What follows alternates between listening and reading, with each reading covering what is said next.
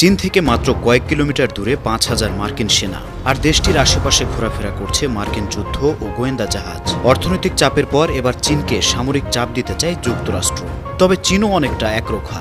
মার্কিন এসব হুমকির জবাব দিতে মাঠে নেমেছে শি জিনপিং বাহিনী। চিরপ্রতিদ্বন্দ্বী যুক্তরাষ্ট্র চীনের মধ্যে উত্তেজনা বহু বছরের পুরনো। সম্প্রতি এ উত্তেজনার পারদ চরমে পৌঁছে পণ্যের উপর শুল্ক আরোপ নিয়ে। মার্কিন মসনদে বসার পরেই চীনা পণ্যের উপর অতিরিক্ত 10% শুল্ক আরোপ করেন ট্রাম্প। প্রতিশোধ নিতে মার্কিন পণ্যের উপর পাল্টা শুল্ক আরোপ করে বেইজিংও।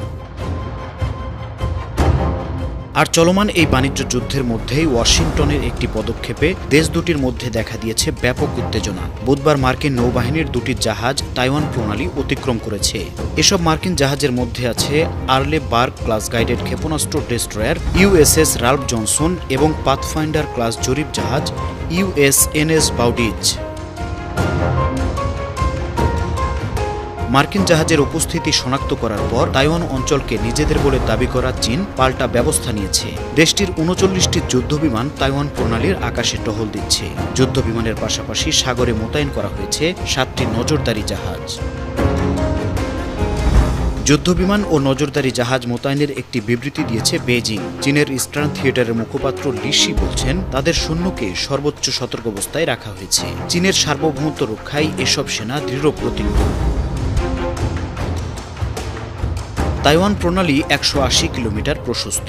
চীন ঘেঁষা গুরুত্বপূর্ণ এই সমুদ্রপথে মিত্র তাইওয়ানকে সঙ্গে নিয়ে নিয়মিত সামরিক মহড়া দিয়ে থাকে যুক্তরাষ্ট্র। তবে মার্কিন প্রেসিডেন্ট হিসেবে ডোনাল্ড ট্রাম্প দায়িত্ব নেওয়ার পর এবারই প্রথম তাইওয়ান প্রণালীতে ঢুকল মার্কিন জাহাজ।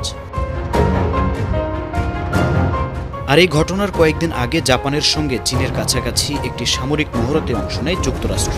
সেই মহড়ায় অংশ নেয় ৫,০০০-এর মতো মার্কিন নৌসেনা। সেনাদের পাশাপাশি সেই মহড়াতে ছিল ৩টি মার্কিন পারমাণবিক শক্তিচালিত বিমানবাহী রণতরী। এদিকে তাইওয়ান প্রণালীতে মার্কিন জাহাজের উপস্থিতি নিয়ে চীনের প্রতিবাদের জবাব দিয়েছে যুক্তরাষ্ট্র। মার্কিন সামরিক বাহিনীর ইন্দো প্যাসিফিক কমান্ডের মুখপাত্র ম্যাথিউ কোমার বলেছেন, জাহাজ দুটি কোনো উপকূলীয় রাষ্ট্রের আঞ্চলিক সমুদ্র সীমার বাইরে ট্রানজিট হিসেবে প্রণালী অতিক্রম করেছে। আন্তর্জাতিক ডেস্ক, ৫২ টিভি।